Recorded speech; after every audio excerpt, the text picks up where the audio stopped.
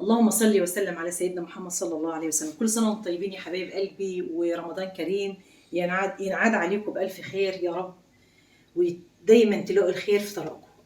النهارده ان شاء الله نعمل حلقة سهلة وبسيطة وسريعة جدا. حلقة ايه النهارده؟ حلقة المش الفلاحي بتاعنا. طيب المش ده لو انا عايزة أسس المش من البداية، مكوناته ايه؟ المكونات بتاعته سهلة جدا.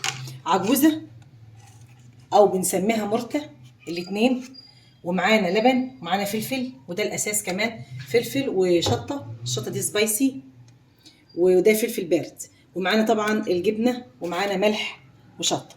طيب هنعمل ايه؟ كلته في الخلاط. طبعا الناس اللي عايزه تعمل المش من الالف للياء زي ما بيقولوا. ازاي؟ اهو سهل جدا، مفيش بعد كده. هتجيبي نص كيلو عجوزه، وهتجيبي لك كيلو جبنه او 2 كيلو جبنه، وتجيبي لك كيلو لبن، ماشي، وتجيبي لك نص كيلو فلفل مشكل، شطه على فلفل احمر. ده هنعمل الاول القاعده بتاعت المش. يعني ايه القاعده بتاعته؟ اول حاجه اللبن زي ما احنا شايفين كده، ده اللبن بتاعنا. طيب اللبن ده هنحط فيه ايه؟ هنحط فيه فلفل وشطه. ازاي بقى؟ اول حاجه لازم يكون معانا الفلفل بتاعنا يبقى احمر. الفلفل ده مغسول ومتنشف يا بنات، ماشي، تمسكيه تنشفيه. في ناس بتغسله وفي ناس ما بتغسلوش، انا بغسله. تمام. هتمسكيه عشان نعمل اول حاجه المش بتاعنا. اهو ما يكونش فيه ميه، اهم حاجه في القرون بتاعه الفلفل، سواء ده او اللي هو الشطه. ده لبن مغلي محطوط في التلاجة. عايزه تجيبي لبن بقري هات، عايزه تجيبي لبن جاموسي هاتي براحتك. تمام. اهو هنعمل ايه الوقت؟ هنعمل المش من الارض خالص زي ما بيقولوا كده. اهو قدامكم كل حاجه. نحط بس، هنحط فيه 3 قرون كده حلوين، يكونوا ايه، حراقين تمام او سبايسي. هنعمل ايه كمان عشان هضرب الكلام ده كلته؟ اول حاجه لو انت بتعملي مش جديد، انا طبعا مش عايزه احط، انا عامله المش بس انا بعمل لكم للبنات الجديده اللي عايزه تعمل مش، او اي واحده نفسها تاكل مش بيتي ويكون حاجه نظيفه وهي اللي عاملاها. ده عجوزه، العجوزه دي جاهزه، بتشتريها من اللي عندي، اللي هي بتجيب اللي تعمل لك الجبنه. هتحطي نص كيلو كيلاتو. انا بس مش محتاجه ان انا احط، انا بس بوريكم. ديت اصلا عجوزه، ديت اسمها عجوزه اكل، بس انا بوريكم يعني لما نكون عايزين نعمل المش من البدايه خالص. يبقى حطينا لبن مغلي، ومعاه فلفل بارد وسبايسي، ومعانا عجوزه. وهنحط ايه بقى؟ هنحط الملح. طبعا المش بيحتاج ملح كتير يا بنات، بس ما تحدقيش قوي، يعني دوقيه وانت بتعمليه. هتحط لك يجي ربع كيلو شطه لو المش لسه جديد، او مثلا هقول لك حط 3 معالق شطه عشان ما يبقاش بيحرق قوي. هنعمل ايه؟ اول حاجه هنمسكها، هنضرب كل ده في الخلاط، اللبن مع العجوزه مع الفلفل مع الشطه، ضرب كويس. هضرب وارجع لكم.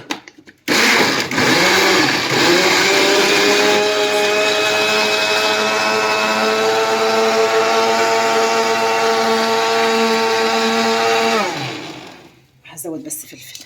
عايزه لونه احمر، يعني ممكن تحطي لو انت بتعملي مش لسه جديد اعملي كيلو. كيلو اضربيه، اضربيه عشان ده اللي هيبقى القاعده بتاعتك او الاساس بتاع المش بتاعك. هتعمليه هتاكلي ان شاء الله احلى شويه مش، ولا هنحط فيه حاجه. تروحي تجيبي بقى بعد كده، هقول لك تعملي ايه لما نخلصه ونظبطه كده. هقول لك هتعملي فيه ايه. انا عايزه اللون بتاعه احمر، تمام، محمر. اهو هو ده الاساس. ده لو انت مفيش عندك مش خالص ونفسك تعملي، هتجيبي الفلفل زي ما انا قلت، والشطه، واللبن المغلي، وشويه شطه عاديين، وشويه ملح، وهيتضرب الاول ده كلته. هضربه كويس وارجع لكم بقى. طيب المفروض يتحط في ايه؟ اولا في برطمان، ويكون البرطمان محكم الغلق. هتعملي بقى برطمان كبير زي ده. انا طبعا انا هوريكم بس كده ايه، لان انا عامله، انا بوريكم اللي عايز يعمل مش جديد او مش عارف يعمل. دي الطريقه، ما فيش اسهل من كده. هتجيبي رتل لبن، 3 معالق عجوزه. المفروض لو انت بتعملي جديد يبقى اقل حاجه نص كيلو عجوزه، وهتضربيه في الخلاط مع ايه؟ مع شويه ملح وشويه شطه، وتدوقي المش بتاعك ملحي على قد ما انت ما انت عايزه. الجبنه اللي هتجيبيها مش هتجيبيها طبعا، هتجيبيها من عند الست اللي انت تشتريها منها، تحط عليها ملح، او قولي لها انا عايزاها للمش. انا هنا قطعت فلفل، الفلفل ده حراق او سبايسي. طب هنعمل ايه؟ شوفوا كده، بصوا شوفوا الجمال والحلاوه.